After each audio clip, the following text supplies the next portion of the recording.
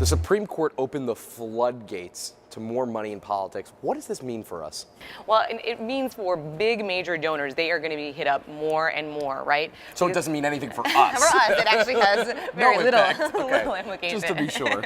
But in terms of actually looking at the sphere of donors who are hitting up against that federal limit, there's 600 donors or so that maxed out. 160 or so of them were in the DC, Virginia, Maryland, New York area. I talked to some of them, and none of them are looking forward to this. They are all saying, we already are giving out so much money. This is just going to be, we're going to be inundated with phone calls. But there, to be sure, you could still only give $5,200 to an individual candidate. Those limits are still in place. Although members of Congress that I spoke to yesterday are saying those limits are going to go out the window soon too. In a couple years, give it a couple of years, and you'll see even more money, especially with this court composition. And you talk to lobbyists who say they are getting, inundated with calls. The filing deadline just happened for the first quarter, and they no longer have this excuse to say, I maxed out. As we all know, Republicans in Congress, although they're in the majority, are behind the Democrats, are not raising as much money as the Democrats in Congress. And one member remarked to me yesterday, this is the way they're going to catch up. They're going to, because big money Republican donors are now, they hope,